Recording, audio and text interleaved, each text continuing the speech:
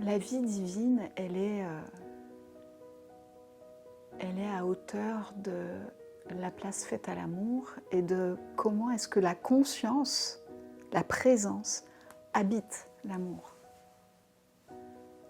Au sens presque même des particules, c'est-à-dire comment est-ce que la présence, c'est pour ça que c'est pas tout à fait synonyme, c'est comment est-ce que la présence est tellement là qu'elle descend dans l'amour d'une façon qui est si fusionnée, si reconnue, que du coup chaque intention en accord avec l'amour, chaque intention d'amour va prendre corps. C'est vraiment ça la manifestation. C'est de la présence qui intentionne dans un bain d'amour. Et parce que cette présence intentionne dans un bain d'amour, ça émerge. Aujourd'hui, Humain Divin nous amène près de Toulon, dans un charmant et lumineux appartement. Nous avons rendez-vous avec Sophie Mingui pour une immersion de 3 jours. Sophie est douce, drôle, amusée, et son accueil est sensiblement délicat. J'ai hâte de découvrir ce que la vie va nous réserver avec cette immersion. Bonjour Sophie. Bonjour Sandra.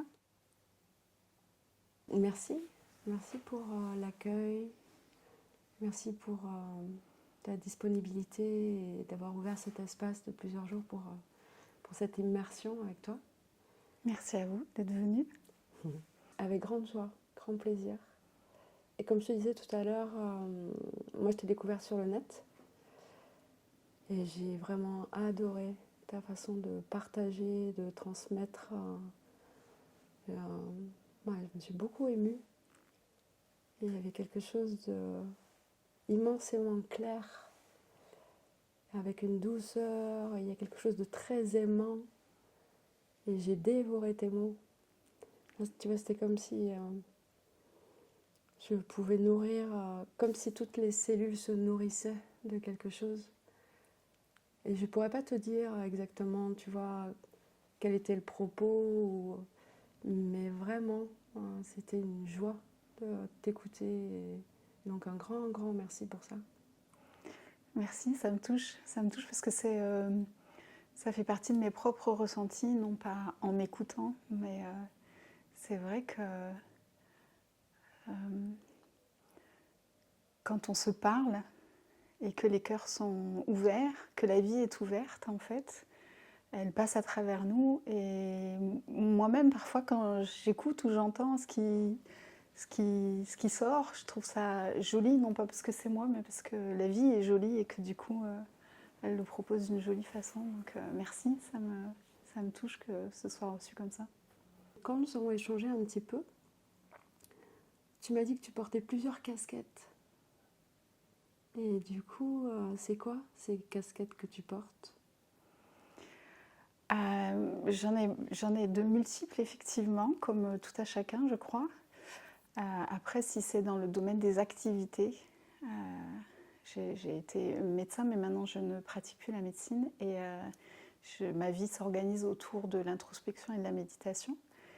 Et pour ça, j'ai 2 pôles, on pourrait dire, d'activités. Le premier, c'est de travailler pour une association, enfin un organisme, le comité départemental d'éducation à la santé, qui est quelque chose de tout à fait officiel. Il y en a un dans chaque département qui fait des programmes de soins et d'éducation à la santé, comme son nom l'indique. Et j'ai la chance et la joie d'organiser, de proposer des ateliers de méditation qui sont orientés vers la connaissance et les outils thérapeutiques pour se faire du bien au travers de tout ce que l'intériorisation peut proposer.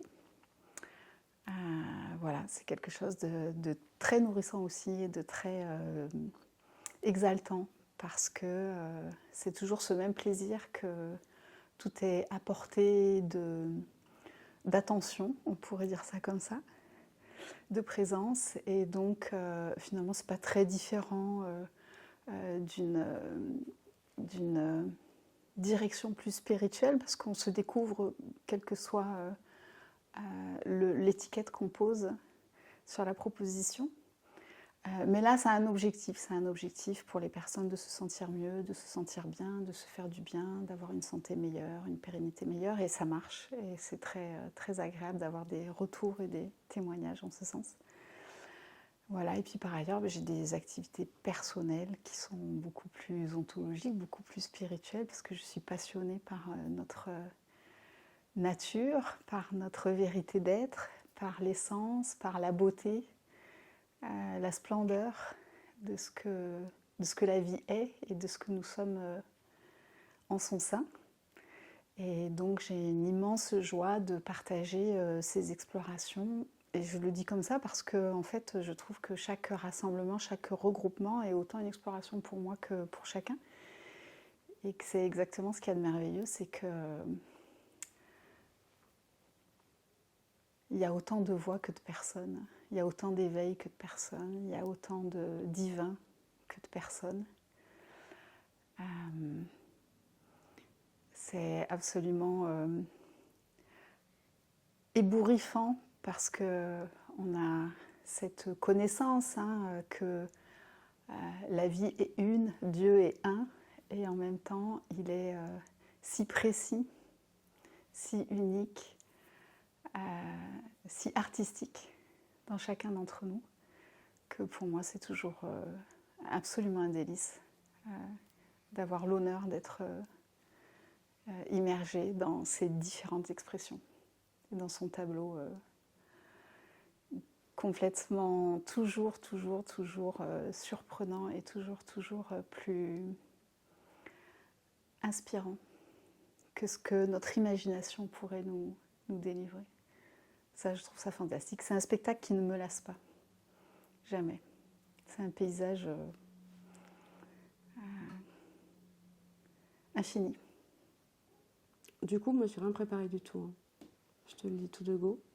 Moi non plus. Ça tombe bien. T'as préparé quelque chose, Jean-Claude? Bon, ben on est bien, on est une bonne équipe. Ah, bravo. On est une bonne équipe non préparée. Tu vois, c'est amusant parce que quand j'ai décidé de faire, tu vois, cette interview, j'ai senti une peur. Ce qui est venu, c'était l'inquiétude de ne pas être assez intelligente pour pouvoir élaborer un dialogue. Et du coup, voilà, vraiment merci parce que j'ai pu éclairer ça. Et si à un moment donné, je suis vaniteuse, c'est juste que cette peur qui s'éclaire à un moment donné. Donc voilà, un grand merci d'avoir dit oui pour cette interview parce que du coup, j'ai pu aller goûter ça. C'est, voilà, typiquement, c'est le chef-d'œuvre en pleine exposition. Je trouve ça tellement beau, touchant, sublime. Je trouve que dans ces voies d'éveil, quelles qu'elles soient, l'authenticité, je trouve que Dieu est dans la sincérité. C'est une phrase que je répète beaucoup, mais chaque sincérité est divine. Voilà. Et c'est vraiment toujours comme ça que ça me touche. C'est-à-dire que peu importe la teneur, ou parce qu'on est tous pareils, on a toujours nos petits endroits un peu twistés, un peu mal éclairés, un peu tapis dans l'ombre. Et dès que on s'octroie cette autorisation qui est si simple en vrai, parce que et alors quoi, en fait, qu'est-ce que ça a de rien, jamais. Rien n'est jamais grave de cet ordre-là, jamais. Tout est une baudruche en fait, tout est un décor effectivement de cinéma bien ficelé qui pourrait nous faire imaginer qu'il y a une vérité là-dedans, mais c'est juste notre propre théâtre. Et voilà. Et dès qu'on s'autorise à aller jouer la pièce en toute sincérité pour aller regarder comment on a organisé notre propre rôle, c'est tellement clair et immédiatement, je trouve, la lumière est là. Immédiatement, la tendresse est là. Immédiatement, l'enveloppement est là. La paix est là. La tranquillité est là. En fait, c'est épuisant de se faire croire que tout ça a de l'importance. Et dès qu'on s'autorise à voir que ça n'en a pas, qu'on est juste parfois un peu des enfants, qui se cachons derrière des représentations qui prennent toute la place, alors on disparaît un peu derrière, mais en fait, dès qu'on fait un pas de côté, on réapparaît. Voilà, dès qu'on veut bien aller là-dedans, bon, on s'aperçoit que tout est joli, quoi. Il n'y a jamais rien eu d'autre que ce joli-là. C'est ma perception. Elle est très belle ta perception. Merci. Je la trouve vraie. Ouais. Je la trouve vraie et je vois comment c'est pas que ma perception. Je veux dire que très souvent dans le mouvement, quand on est tous ensemble un peu, et alors qu'on a cette autorisation un peu collective de cette simplicité, de ce rapport à l'autre qui finalement n'a pas d'appréhension sur ce qu'on va découvrir de soi ou de l'autre, parce que c'est le fameux on salue le divin qui est en chacun, donc on n'a pas de... Rien n'est embêtant, tout est amusant. Je trouve que c'est ce qui se passe. Les gens s'amusent, les gens ne sont pas embêtés, les gens se comprennent, ils se reconnaissent, ils se soutiennent, ils s'encouragent, ils se rencontrent vraiment, ils s'écoutent vraiment, on s'écoute vraiment, on se découvre vraiment avec un enthousiasme, une curiosité très innocente et tellement agréable et joyeuse. Voilà, je ne sais pas si je mets de la complexité dans cette simplicité, j'espère que non, parce que c'est tellement, en fait, à vivre, c'est très direct. Après, à expliquer, ça a l'air toujours un peu élaboré, alors que non, c'est juste notre sincérité qui fait tout, quoi. J'ai la sensation que nous avons vraiment passé un cap, un énorme changement de paradigme dans l'humanité avec d'autres savoir-être qui s'ouvrent énormément. Et c'est comme si l'attention elle était tellement sursollicitée que nous n'en avions pas forcément vraiment conscience de cet humain divin qui prend sa place tout en douceur, partout sur cette planète. Ça devient plus joyeux, plus doux, malgré l'effervescence du contexte. J'aimerais bien avoir ton ressenti. Mon ressenti, c'est que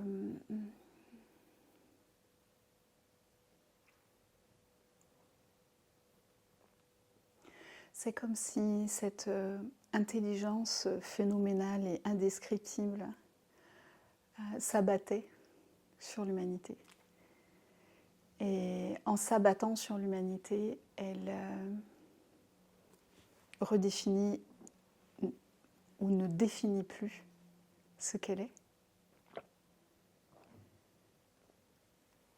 Et c'est à la fois quelque chose qui est imparable, extrêmement désorganisant, qui peut être vécu comme étant extrêmement désorganisant, et qui amène à prendre conscience pour chacun que il est l'infini des possibilités, mais il ne sait pas comment jouer avec. Et ça, c'est quelque chose d'assez... que je vois beaucoup. On est comme dans un moment, pour moi, dans ce que je rencontre, ce que la vie me propose, dans un moment où beaucoup d'individus, d'individualités ont cette ouverture, cette expansion, mais pour ramener ça dans une existence humaine et incarner ça et le vivre dans une vie quotidienne, dans une vie aimante, horizontale, dans des rapports humains, dans une vie professionnelle, dans une vie même émotionnelle, dans une vie qui doit à la fois être complètement redéfinie et en même temps intégrée à une collectivité, c'est très difficile. Et donc il y a cette grande douceur de l'expansion, de la désidentification, de la découverte de la nature même de la vie, qui est très apaisante, parce que tous les enjeux, les objectifs,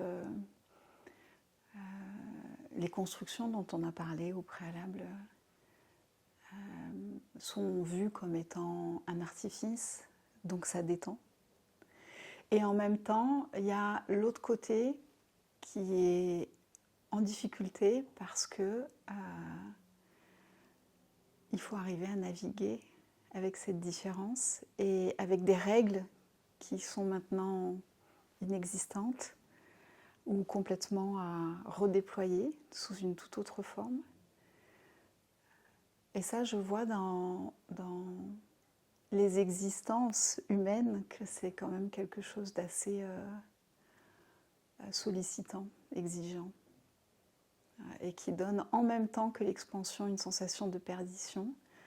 Et là, on peut voir toute la différence entre s'ouvrir et intégrer l'ouverture, entre reconnaître et créer depuis cette source qui a été reconnue. Voilà, ce sont des expertises différentes, ce sont des chemins qui continuent de se déployer sans trouver de ligne d'arrivée, et il n'y en aura pas de ligne d'arrivée, donc c'est juste la grande et belle aventure de ceux qui ont choisi d'être dans cette transformation réelle. Mais la transformation réelle, pour moi, hein, c'est vraiment quelque chose qui va au-delà de ce que nos spiritualités traditionnelles pouvaient déjà proposer, c'est-à-dire de l'ouverture, de la reconnaissance, de la connexion, la réalisation, bon, tous ces mots qui sont de vrais espaces, mais qui sont finalement un peu des points de départ, parce que la vie ne s'arrête pas, et elle appelle à être explorée et exprimée d'une façon différente, qui tient conscience et compte de cette immensité. Et c'est pas si... je remarque que c'est pas si évident. Parce que laisser l'illimité imprégner, percoler, guider ce qui est plus limité,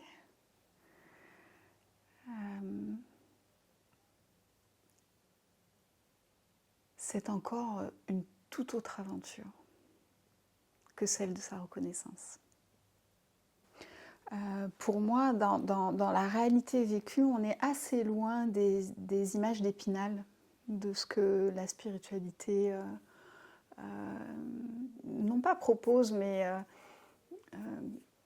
l'aspiration spirituelle vient souvent quand même d'une nécessité de transformation de la vie humaine, même si la conscience ou l'amour unitaire ne relève pas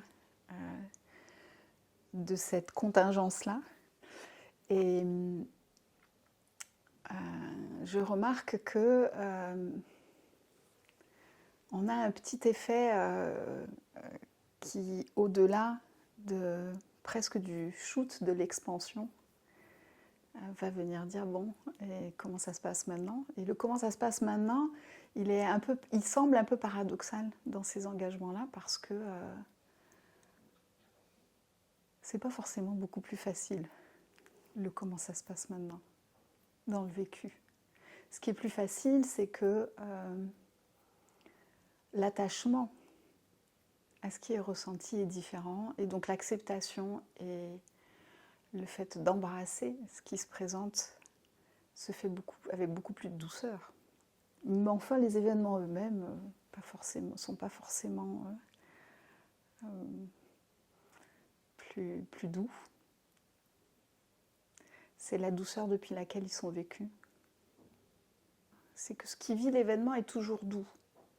Donc si on n'y accole pas quelque chose de complexifiant, ça peut le rester. Mais j'aime bien quand même avoir cette honnêteté de rappeler que la conscience peut tout à fait, bien sûr, se reconnaître elle-même, que l'amour peut se révéler omniprésent. Le corps, il va rester le corps. Hein. Et pour l'instant, le corps humain, il a encore beaucoup. C'est une matière qui est encore assez inconsciente et qui porte énormément de mémoire, qui a des systématismes physiologiques et énergétiques très imprégnés d'une conscience collective très exigeante, d'une aventure humaine très douloureuse. Et donc, grâce, à travers, par cette unité d'amour et de conscience, on va pouvoir venir embrasser ce corps d'une façon différente et la lumière va pouvoir l'habiter d'une façon différente. Néanmoins, toutes ces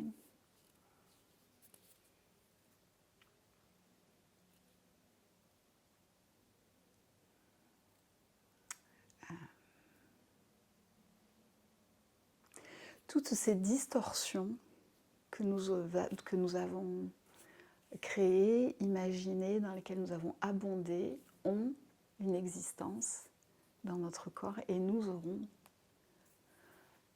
qu'on le sache ou pas, qu'on le veuille ou non, à venir les aimer les unes après les autres pour leur rendre leur liberté et pour rendre au corps, à lui aussi, l'infini de sa potentialité. Et pour moi, c'est ça qui est encore une autre aventure, qui me concerne forcément intimement, parce que j'ai une aventure avec le corps qui est depuis très longtemps éprouvante. Donc la vie m'intime vraiment cette attention constante sur son, on pourrait dire, son enlumination potentielle ou réelle. Et c'est tout aussi beau que le reste, c'est-à-dire qu'on voit bien que bien sûr cette ouverture de conscience et d'amour, elle va changer nos pensées, elle va changer nos émotions, elle va changer nos relations, elle va changer nos comportements, nos sensations. Et ça nous paraît tout à fait comme naturel. Mais je trouve qu'il est moins su qu'elle va changer aussi notre corps, profondément. Et que plus on va le savoir et y être ouvert, et plus ça va permettre au processus de se déployer avec moins de résistance, comme d'habitude, hein, c'est pas différent. Mais c'est pas quelque chose que je vois souvent, dont j'entends souvent parler, alors que, de façon, on va dire, dans la culture spirituelle, alors que c'est quelque chose dont j'entends souvent parler auprès des individus, des personnes, dans leur existence et dans leur aventure spirituelle.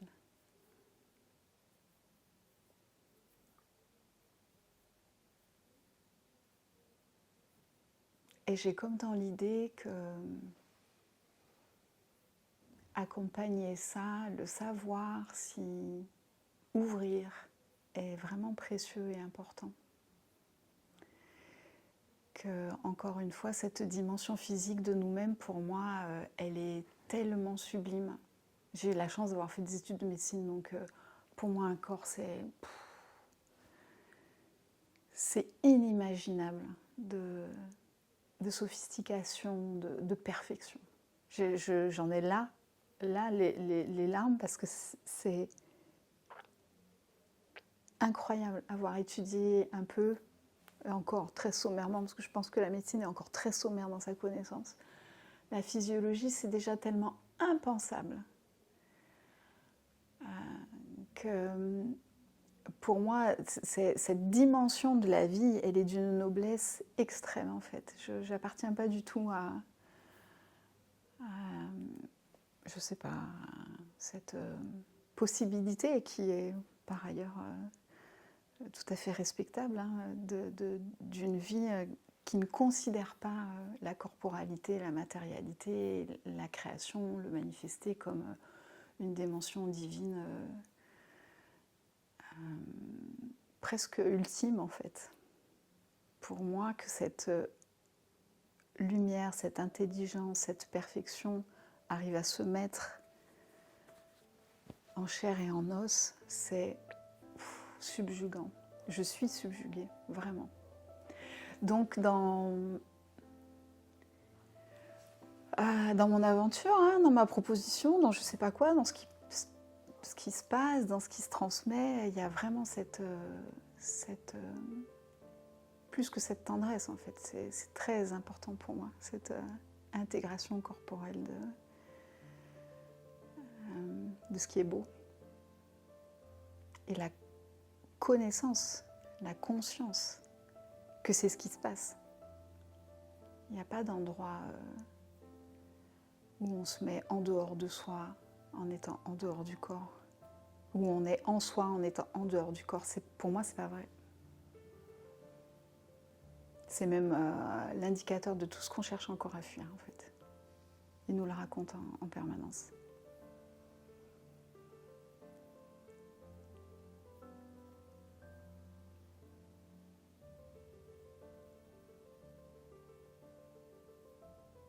Oui. Et c'est justement ça dans les savoir-être qui s'autorisent de plus en plus, tu vois, cette fréquentation intime avec son corps. Oui. De pouvoir aussi se réjouir de s'émouvoir, de l'accueillir, d'apprendre à savoir quoi en faire, en fait apprendre à laisser faire. Et j'ai la sensation que voilà, nous quittons des politesses ou des apprentissages ou des éducations pour aller clairement se montrer, se rencontrer, s'accueillir, peut-être s'aimer, et que ça déferle. Et je ne sais pas si je suis la seule à l'observer ou si vraiment, tu vois, de chaque endroit, ça peut s'observer. Si chaque humain, si de plus en plus d'humains peuvent sentir ce changement qui émerge. Eh ben, je pense que c'est toujours... Enfin, ce qui m'apparaît, c'est que c'est toujours la même histoire. C'est que ceux qui sont ouverts à l'observer, à le recevoir, à le vivre et à y contribuer vont en faire l'expérience, et ceux qui ne le sont pas ne la feront pas. Et oui, je trouve aussi, je perçois, alors tu parlais de sensibilité tout à l'heure, c'est vrai qu'elle existe, l'aventure du corps, elle est liée aussi à ça. Et du coup, dans ma perception et mon expérience, oui, mais 1 milliard de fois oui, les fréquences d'amour que nous recevons en tant qu'humanité sur notre terre sont extraordinairement intenses.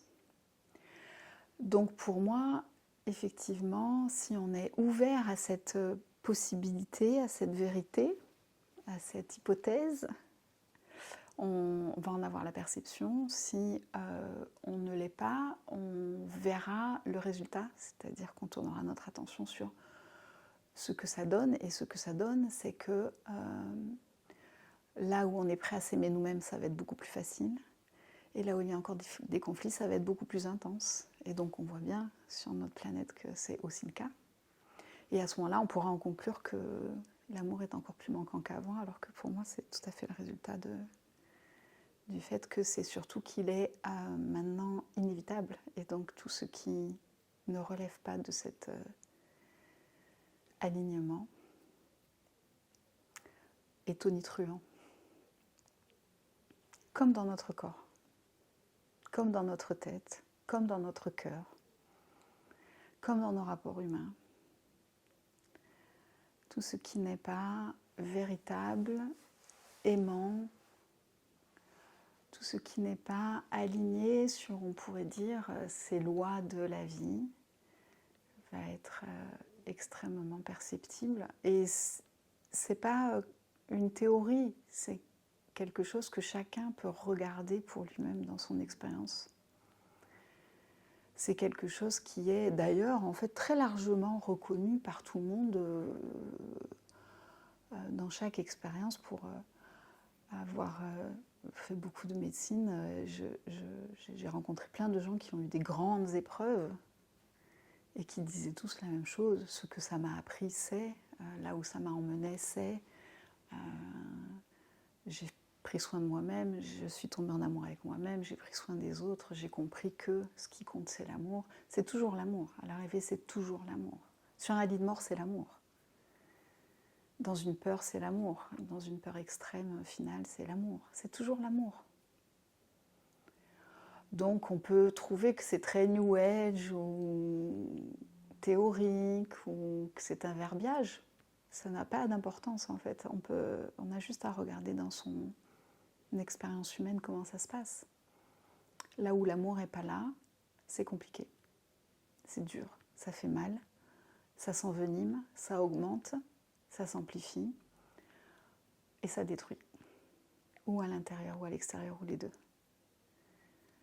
La vie est littéralement coordonnée par la fréquence d'amour. La vie est littéralement enfantée par la fréquence d'amour. C'est le champ magnétique premier. Donc là où l'amour est présent, l'amour réel, hein, on s'entend, hein, pas la demande, pas la dépendance, pas l'obligation, pas la contrainte, pas la morale, l'amour.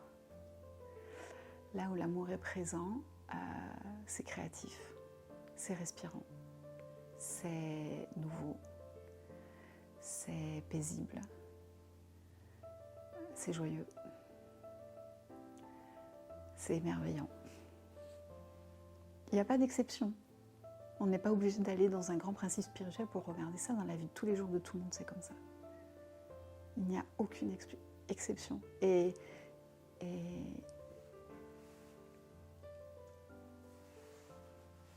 on peut observer que les gens qui sont attachés à un pouvoir de force et de contrainte sont des gens qui sont en dehors de l'amour. C'est bien d'ailleurs ce qui peut être blessant. Parce que quand l'autorité est utilisée avec amour, elle n'est pas blessante, elle est guidante, elle est élevante, elle est soutenante. Ça n'est pas de cet ordre-là qu'est le problème. C'est de l'ordre de l'amour, toujours.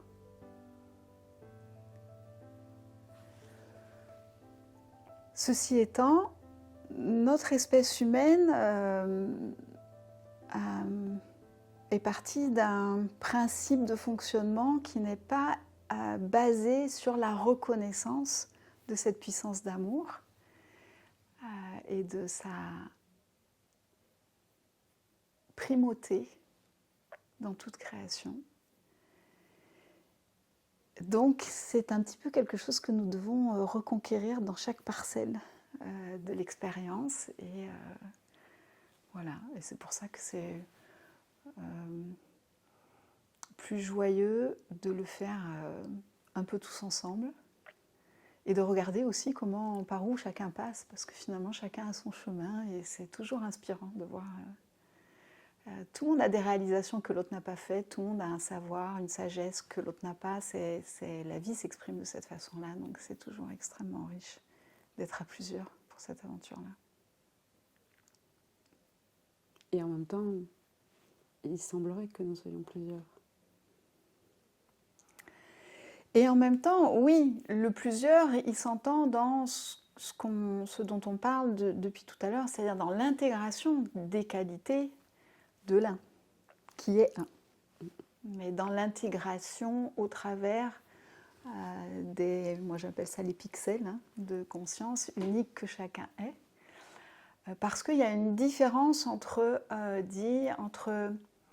tout est conscience et tout a les qualités, est gorgé, saturé des qualités de la conscience. Ça n'est pas la même chose.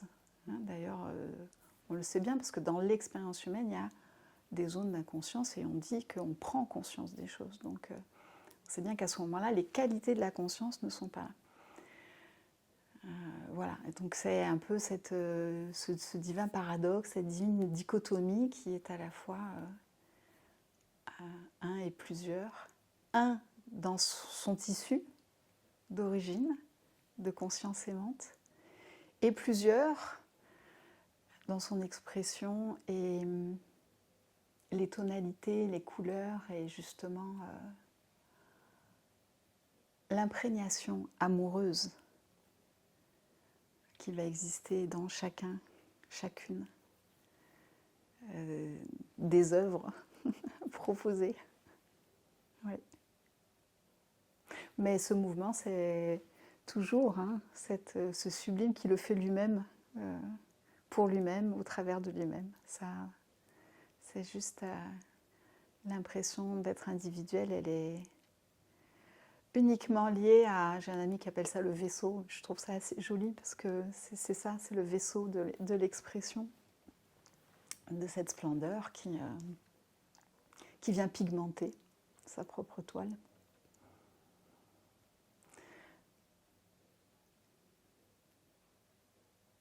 Je ne sais pas pourquoi Cécile, ça me touche. Je ne sais pas, mon chemin il est comme ça me touche énorme. Cette universalité, elle est fondamentale et magnifique. J'aime profondément son expression individuelle. J'aime profondément être le témoin de sa splendeur dans l'expression individuelle. L'individuation me fascine. La possibilité même de l'individuation me fascine.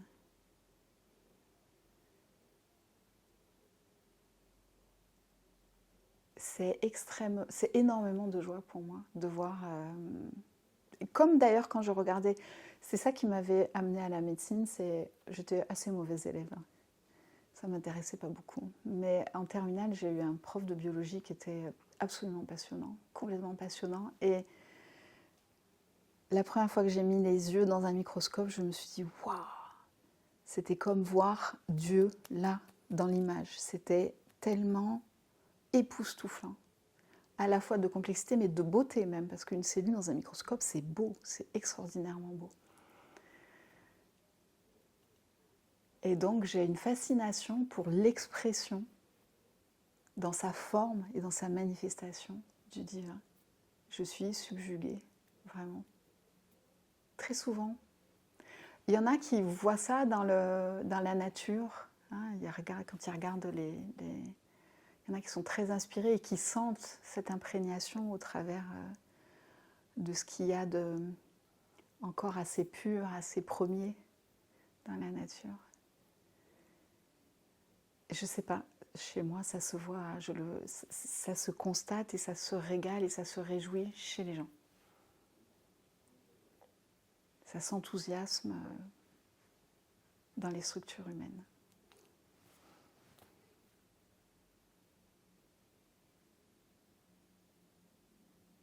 Je trouve que c'est tellement bien trop grand pour être négligé. Ça ne me convient pas. Ça ne convient pas à la vie en moi, de ne pas être reconnu dans son extravagante perfection, dans l'extravagante perfection de sa manifestation.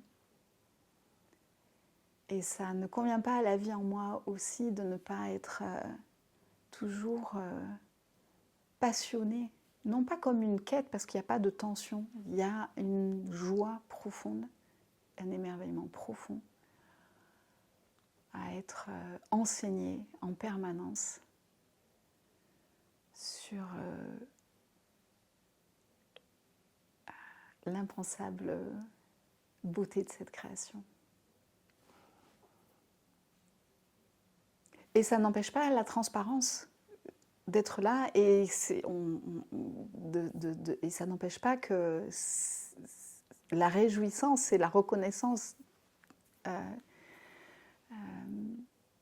de la vérité. En fait, ce qui est incroyable avec la conscience, c'est que pourquoi est-ce que c'est la conscience qui sait tout? C'est parce que c'est la conscience qui crée tout. Donc en fait, elle a comme son décodeur, son mode d'emploi, et dès qu'elle est en présence d'elle-même, elle reconnaît sa propre information, quoi. Donc ça n'empêche pas que ce plan-là, cette vérité-là, cette universalité-là soit gigantesquement magnifique. Mais Dieu que j'aime la vie ensemble et l'amour ensemble et la transformation ensemble et la découverte ensemble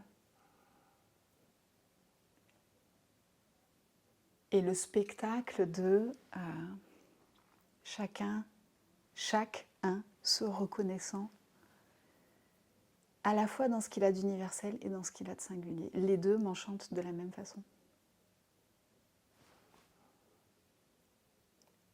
C'est pas une religion, hein, c'est juste une chance de joie. Facile. Et quand je t'entends, en fait, je me rends compte que je suis fascinée par l'appel de beaucoup d'humains comme toi, tu vois, de se mettre au service, à disposition avec tellement de joie. C'est de la bienveillance, c'est juste un régal tu vois, de pouvoir le goûter, de pouvoir l'apprécier. Mais c'est un don extraordinaire pour chacune et chacun. Ouais. C'est ça qui est justement sublime. C'est que cette joie-là, en fait, ce qui est énorme, le génie du divin, c'est que tout le monde, toujours, est content d'être lui. Toujours. Ça ne peut pas être autrement. C'est le socle fondamental de la création, cette joie d'être soi. D'être soi dans son, non pas évidemment dans sa personnalité, on aura compris, d'être soi dans son essence, dans l'expression de l'essence. C'est la joie du divin de se manifester. C'est son impulsion d'amour première.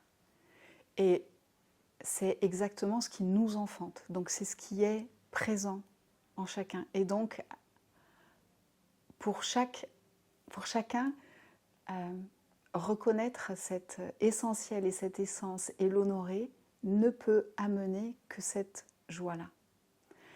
Ça n'enlève pas les difficultés et c'est ça que notre mental a beaucoup de mal à conjuguer. C'est-à-dire qu'on peut avoir de la joie dans la difficulté parce qu'on est en train d'exprimer, d'exhaler, comme tu disais tout à l'heure, le parfum de notre essence. Et ça, c'est toujours joyeux. Et donc, ce que tu décris là, en fait, c'est disponible pour chacun. C'est juste, ça se perd quand on veut vivre la vie de l'autre.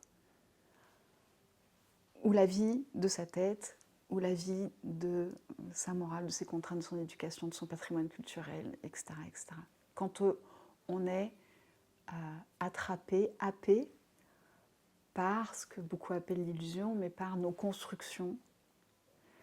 Mais nos constructions, elles ne racontent qu'une seule chose, c'est à quel point on crée ce vivant-là, à quel point on crée cette expérience, à quel point on a une puissance de vie infinie. On est tellement fort qu'on peut s'inventer des artifices, des aventures qui n'ont rien à voir avec ce qu'on est. Donc, c'est ça la condition humaine actuelle, enfin encore un peu actuelle.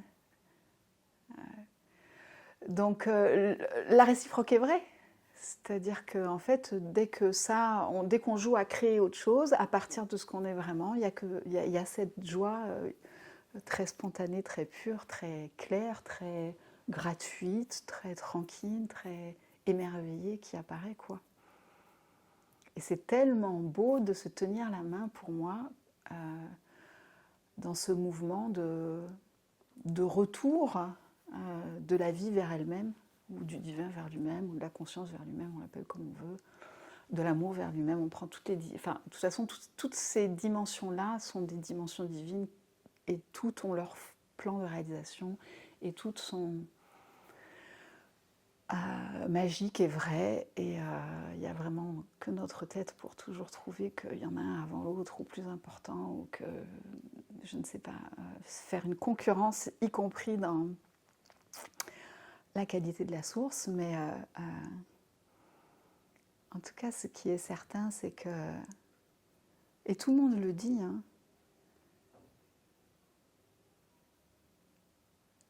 c'est qu'être, c'est ce qu'on banalement on appelle l'alignement, quoi. Finalement, être aligné, c'est quoi? C'est créer son existence humaine depuis un endroit qui est profond, réel, véritable, vibrant. Et cette création, pour cette création, on va aligner notre regard, notre parole, nos gestes, nos actions, notre cœur, voilà, les différents centres de l'être humain, de façon qui est coordonnée et cohérente. Et là, on est bien. L'alignement, c'est bon. Être décalé, c'est inconfortable. C'est tout. Et on parle encore d'amour, en fait. On parle tout le temps d'amour. Si mon cœur aime mes idées, si mon cœur aime mes sentiments présents, quels qu'ils soient, si je ne suis pas en conflit avec ce que je ressens, si mon cœur aime mon corps, si mon cœur aime ma présence là où elle se trouve, où qu'elle soit, je vais bien.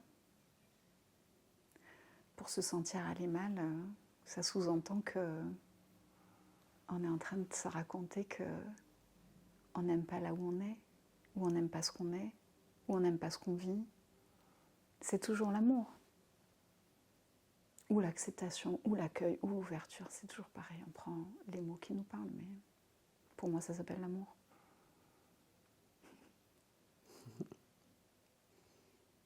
C'est au moment où tu te lâches la main, où tu cesses de, j'allais dire, dorloter tendrement, c'est là où tu commences à te sentir inconfortable. C'est pas vraiment un contexte, c'est une intimité intérieure, un positionnement. C'est le moment, oui, c'est le moment où tu rentres en conflit avec la vie. C'est le moment où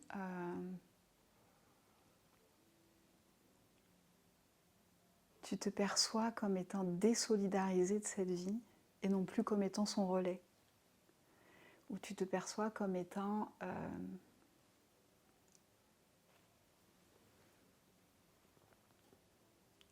dépassé par la vie ou en nécessité de la contrôler.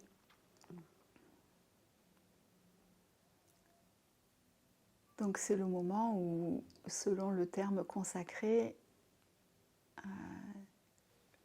tu construis cette séparation entre ton propre vécu, qui est la vie, et la vie elle-même, comme s'il y avait deux.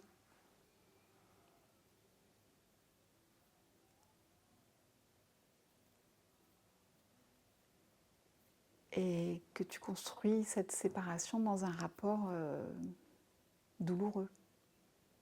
Mais en général, si tu construis la séparation dans le rapport, c'est que le rapport est douloureux.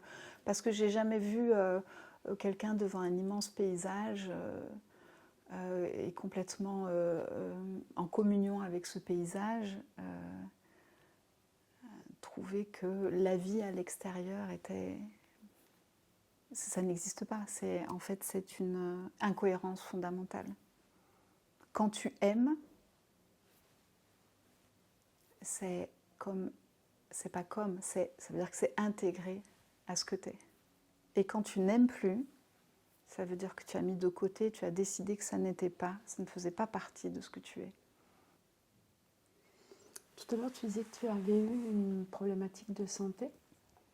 J'ai entendu, il me semble avoir entendu lors de l'interview, mais peut-être j'ai fait une erreur. Tu avais vécu beaucoup de souffrances physiques dans le corps et que tu avais trouvé un endroit qui ne souffrait pas ou qui ne bougeait pas. Tu voudrais bien élaborer un peu à cet endroit-là? Ouais, oui, oui, bien sûr, merci. Euh, j'ai passé de nombreuses années, enfin plusieurs années alitée et j'avais des problématiques de douleur qui évoluaient déjà avant mais qui se sont aggravées et qui m'ont réduit à l'impotence. Et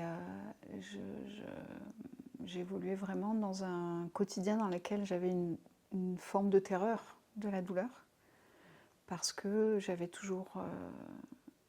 parce que d'abord elle était quasiment constante, que les thérapeutiques que je prenais ne m'aidaient pas, presque un peu au contraire. Et j'avais toujours peur que ce soit pire. Donc j'avais une anticipation douloureuse très forte et donc ça réduisait d'autant d'ailleurs mon autonomie. Parce que du coup je limitais les mouvements, je limitais tout. Je limitais la vie parce que j'avais peur d'avoir mal en fait. Encore plus. Et puis pour une raison XY, j'ai commencé à faire ce qui était appelé à l'époque de l'auto-hypnose. En fait, c'était plus déjà tout de suite un peu de la méditation et de la respiration. Et très rapidement, je remarque que en étant attentive au souffle et en posant mon attention sur un endroit qui ne fait pas mal, j'avais l'impression d'avoir mal partout, tout le temps. Et en fait, je m'aperçois que non, il y a toujours un endroit qui fait pas mal. Il y a toujours un endroit qui est silencieux, que je peux repérer dans le corps, que j'imagine être dans le corps et que je peux repérer. Et en posant mon attention sur cet endroit silencieux et en restant dessus, je remarque qu'il se propage de proche en proche. C'est-à-dire que le silence devient plus grand, encore un peu plus vaste, encore un peu plus doux, que les endroits qui clairement font mal se calment, sont comme un peu... leur bruit est comme assourdi, commence à être assourdi par ce silence qui vient et qui enveloppe ces zones-là, et que avec la respiration et la décontraction, ça commence à former un ensemble, et que finalement, en quelques jours, et très rapidement, je fais l'expérience d'avoir je fais l'expérience que par juste cette mise en conscience différente, le corps peut être totalement anesthésié et dans une décontraction complète, juste par cette respiration et en respectant la progression de ce silence en fait. Donc après, évidemment, je suis restée beaucoup... j'ai exploré ce silence pour après devenir ce silence et me rendre compte que nous étions ce silence, mais j'ai fait beaucoup de place à ça, parce que c'était mon intérêt immédiat. Et oui, du coup, c'est vraiment ce qui m'a amenée à cette reconnaissance de l'origine de notre expérience. Et ce qui m'a vraiment fascinée, c'est de pouvoir observer que pour faire cette expérience humaine avec des phénomènes, il y a comme un phénomène d'exclusion, c'est-à-dire que notre attention, elle doit se déplacer de ce silence vers l'endroit bruyant. C'est toujours comme ça qu'on le présente, mais c'est vraiment comme ça en fait dans l'intériorité. Et qu'il était possible de ne jamais oublier le silence. Et que quand on n'oublie jamais le silence, du coup, les bruits, qu'ils soient des douleurs, ou qu'ils soient des pensées, ou qu'ils soient des croyances ou de l'énergie, sont toujours extrêmement passagers et bénins, je dirais. C'est là où on peut voir que il y a toute une partie qui appartient à notre physiologie, à notre condition humaine, à la corporalité, puis il y a aussi toute une partie qui appartient à nos constructions identitaires et énergétiques. Mais dans tous les cas, c'est sûr et c'est vrai que ce qui ne disparaît jamais, pour peu qu'on y fasse attention. En fait, ça ne disparaît pas, mais on peut perdre sa reconnaissance. C'est ce fond omniprésent et illimité de ce qu'on peut appeler le silence, mais qu'on peut aussi appeler la conscience, ou qu'on peut appeler la transparence. Moi, je ne sais pas pourquoi j'aime bien la transparence. Ça se vit comme une transparence permanente, encore plus qu'autre chose. Et que cette transparence, elle est extrêmement douce. Dans le sens où elle est sans aucune nécessité, sans aucun objectif. Elle peut pas être contrainte, elle peut pas être diminuée, elle peut pas être amputée, elle peut pas être transformée, elle peut pas disparaître. Elle est l'éternité en fait. Donc, il n'y a pas de problème de l'existence humaine depuis le point de vue de l'éternité, quoi. Après, dans l'aventure, elle peut être oubliée, vraiment. Elle peut être ou diluée, ou moins épaisse, moins prégnante. Parce que cette même transparence est capable d'avoir une focalisation qui fait que l'expérience se recadre, se restreint sur quelque chose de concentré, qui lui fait perdre à elle-même sa fraîcheur illimitée, mais c'est toujours pour de faux. Elle ne peut pas s'oublier elle-même, en fait. C'est juste dans l'expérience que c'est possible. Mais c'est vrai que souvent, quand on raconte ça, par exemple, j'ai encore beaucoup de contacts avec des gens qui ont, comme moi, des problèmes de douleurs chroniques, etc., dans mon travail, enfin dans notre travail. Et je remarque que ça n'est pas aidant.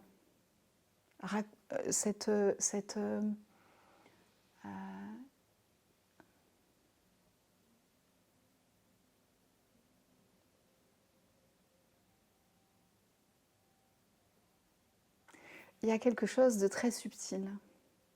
C'est que pour essayer de façon tout à fait et toujours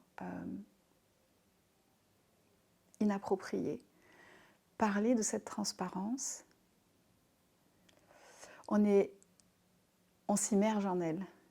Donc dans le mot et dans la fréquence et dans la présence, elle est là. Et ça peut être quelque chose qui fait qu'elle, là aussi, peut se reconnaître de proche en proche, un peu comme dans le corps, dans ce que je disais tout à l'heure, mais entre différentes expériences humaines. Et ça, c'est très beau et c'est très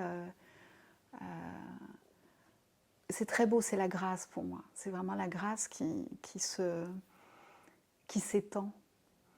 Et c'est magnifique. Il y a quelque chose d'un peu pernicieux pour moi dans cette façon d'orienter la parole pour parler de cette transparence. D'abord, c'est que en parler, c'est toujours, encore une fois, désadapté par rapport à la réalité de ce qu'elle est.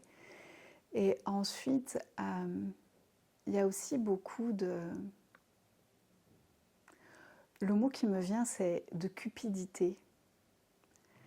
De cupidité, d'habiter ça et seulement ça, de se reconnaître comme étant ça et seulement ça, de se vivre comme étant ça et seulement ça. Et c'est comme, pour moi, quelque chose qui est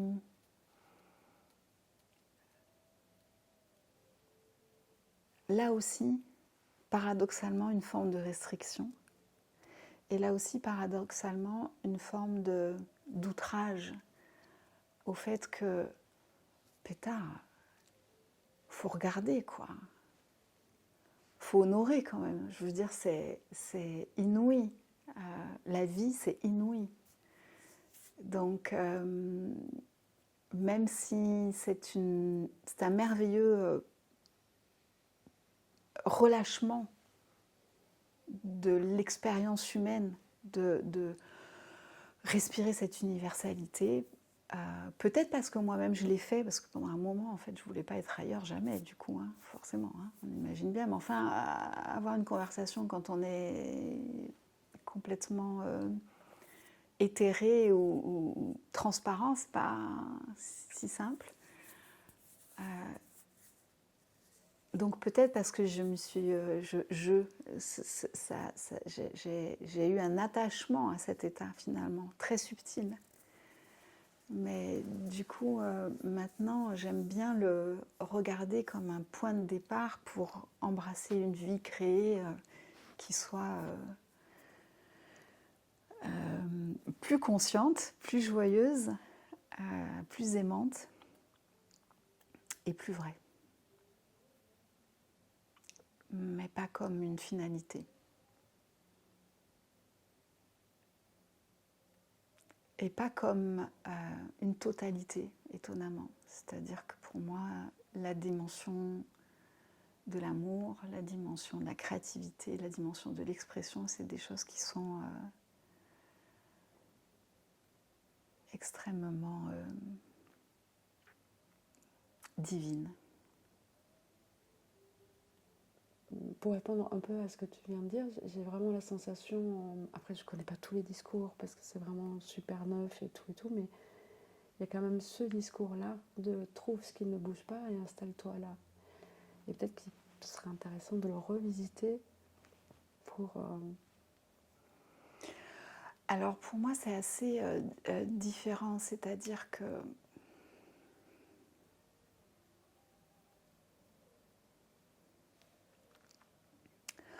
d'abord je ne trouve pas ce qui ne bouge pas et je n'y reste pas. Ce qui ne bouge pas se trouve lui-même et y reste et ne le quitte jamais.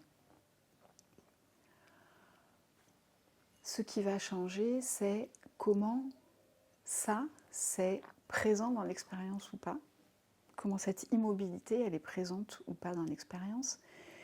Et notamment, ce qui va changer, c'est comme cette immobilité, elle est universelle et elle n'est pas individuelle, c'est comment est-ce que cette immobilité se conjugue avec l'aventure de l'identité, qui est une intention divine, qui n'est pas une erreur, qui n'est pas un problème à résoudre, qui n'est pas quelque chose dont on doit, pour moi en tout cas, hein, dont on doit, dont on doit s'affranchir pour avoir la possibilité et la joie de connaître l'universalité. Pour moi, c'est pas antinomique, en fait. D'ailleurs, ça n'est pas antinomique parce que la vie le fait à chaque instant, sous plein de formes, des milliards et des milliards et des milliards de formes différentes. Donc la vie est une, tout en étant différente en permanence.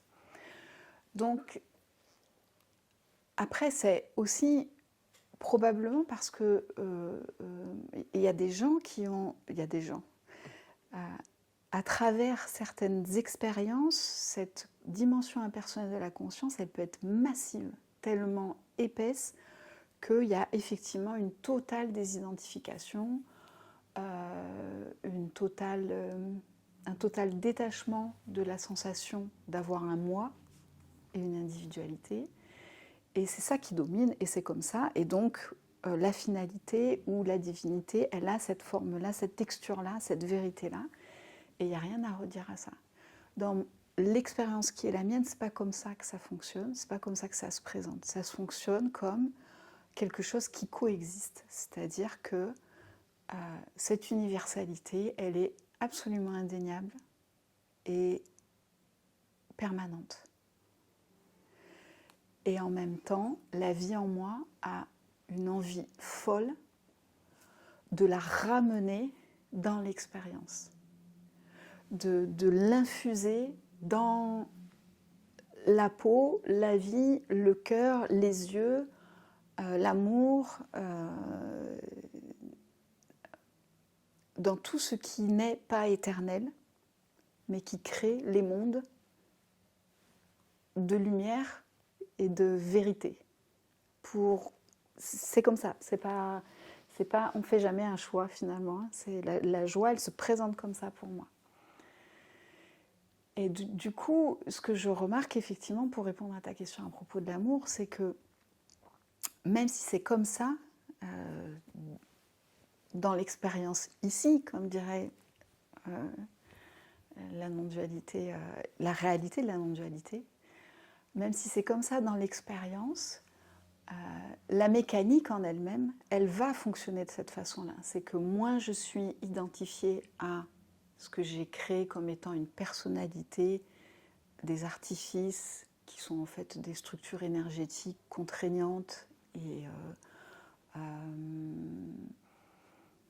qui attrapent l'attention, donc qui emprisonnent la conscience d'une certaine façon. Donc moins je suis emprisonnée dans ma conscience par ces structures-là, plus je suis ouverte à la dimension profonde de l'existence et de tout ce qui est, et donc plus l'amour en moi s'infuse, guide, crée, se révèle, se déploie, se contamine,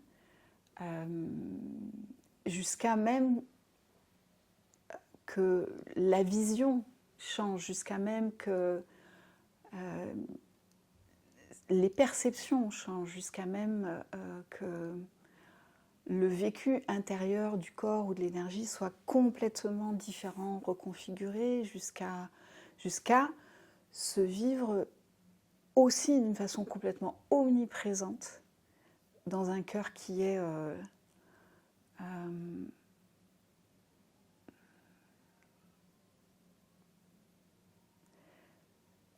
dans un cœur qui est royal, c'est-à-dire que son règne est advenu, c'est non négociable. Et c'est dur parfois pour une vie humaine habituelle. C'est non négociable parce que l'amour est spectaculairement à la fois complètement accueillant et intransigeant. Intransigeant dans le sens de respecter l'amour en soi, c'est quelque chose qui est très droit, qui est très finalement pointu, pointé et pointu. Et donc c'est assez, c'est toujours cet extraordinaire paradoxe divin, c'est-à-dire qu'en même temps c'est très ouvert, c'est très aimant, et en même temps c'est très exigeant. Pour que cet amour ne soit pas, ou le moins possible, dénaturé, capturé, récupéré par des choses qui ne sont pas, par d'autres énergies, par d'autres forces, par d'autres idées, par d'autres habitudes qui ne sont pas de l'ordre de l'amour. Et donc en fait tout va ensemble. Absolument, pour moi, c'est comme ça que ça se passe dans mon expérience de vie, dans mon expérience de la vie, dans l'expérience faite de la vie ici, tu vois. C'est que tout va ensemble, avec une orchestration, encore une fois, d'une précision et à la fois d'une douceur, mais aussi un rythme soutenu quand même. Et ça, je crois que ça dépend des aspirations de chacun. Et ça dépend de ce que certains, que j'aime beaucoup, bien connus d'Olam, appellent le voyage de l'âme. Ça dépend de ce qui est finalement encore capturé, déjà libre, à réaliser. Et on ne fait que être le témoin. C'est ça qui est extraordinaire, c'est qu'on part d'un postulat où on est une personne pour découvrir, être simplement un espèce de témoin manifesté de la vie, Dieu, la conscience, la partie qui est jouée à travers soi. Et on est juste en train de mettre à disposition la structure pour permettre à ça de se déployer, comme ça a envie de se déployer. Je trouve magnifique ta façon de parler de l'amour. C'est vrai. Ouais, ouais. J'ai toujours peur d'être trop complexe parce que j'y peux rien en fait, ça vient comme ça, mais je sais qu'après, des fois je me réécoute, je me dis oh là là, c'est pas possible, il y a trop de notes quoi, tu sais, comme dans... Vraiment. Tu vois, oh là là, mais... arrête avec ce symphonie là, c'est fatigant. Ah non, mais tu peux vraiment, c'est sans fatigue et limite de t'écouter de cette phrase « Parle-moi d'amour, parle-moi d'amour ». Ouais. Mais ça ne m'étonne pas parce que c'est vraiment le suprême. C'est-à-dire que c'est l'amour qui conjugue, pour moi, c'est l'amour qui conjugue la conscience, la vérité, la manifestation, la lumière, l'illimité, l'expérimentation, la grâce. La grâce est aimante, elle n'est pas neutre. Enfin, elle est neutre en étant aimante. Elle est neutre parce qu'elle ne juge rien, mais elle est aimante. Donc, dans mon aventure, dans cette aventure, la vie divine, elle est à hauteur de la place faite à l'amour et de comment est-ce que la conscience, la présence, habite l'amour. Au sens presque même des particules, c'est-à-dire comment est-ce que la présence, c'est pour ça que c'est pas tout à fait synonyme, c'est comment est-ce que la présence est tellement là qu'elle descend dans l'amour d'une façon qui est si fusionnée, si reconnue, que du coup chaque intention en accord avec l'amour, chaque intention d'amour va prendre corps. C'est vraiment ça la manifestation. C'est de la présence qui intentionne dans un bain d'amour, et parce que cette présence intentionne dans un bain d'amour, ça émerge. Et c'est notre berceau. Quelle différence avec ce que chacun imagine être habituellement. Notre berceau, c'est ça. On est de la présence qui intentionnellement, par amour, nous permet d'émerger, d'exister, même si la matière d'ailleurs est absolument pas vraiment aussi solide et dense que ce qu'on imagine, prendre forme. Quelle beauté! Quelle beauté! Et non seulement c'est notre berceau, mais en plus,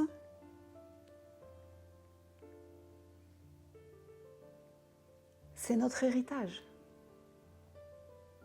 C'est-à-dire que nous sommes outillés pour réellement créer exactement de cette façon-là. Nous sommes outillés pour que la présence individuée fusionne avec l'amour et fasse émerger la vie depuis ce champ infini, jamais restreint, de vérité possible qui devient après en fait une vibration des particules, des formes, etc. Nous sommes outillés.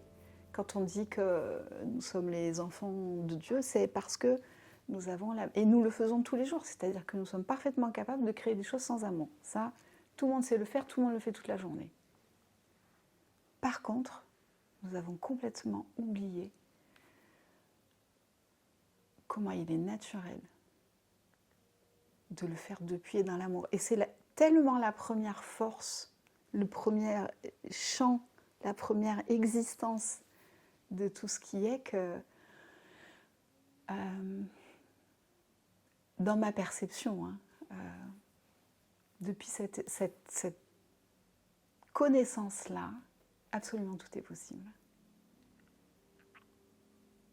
Parce que depuis cette connaissance-là, tout est parfait, tout est correct, tout est harmonieux, tout est aligné, tout est porteur, tout est nourri, tout est vrai. Et tout est à la fois complètement singulier et détaillé en étant parfaitement intégré à l'ensemble. C'est fabuleux. Et quelle extraordinaire époque et aventure de vie que, si on l'est, d'être appelé à s'en souvenir, quoi. Voilà, se termine ce premier épisode avec Sophie Mingui. Autant vous dire que 10 minutes après, nous étions tous au lit, tant la réceptivité fut puissante. À toutes celles et ceux qui par un regard, un geste, un courage, une douceur, un verbe, une émotion, une bienveillance, un rire, une simple fleur, une créativité quelconque, nourrissent amoureusement son parfum. Célébrons, célébrons. Son avènement est désormais advenu. Et il illumine l'infinité du tout, l'infinité du rien. L'ancien n'est plus. Humain divin, nous sommes.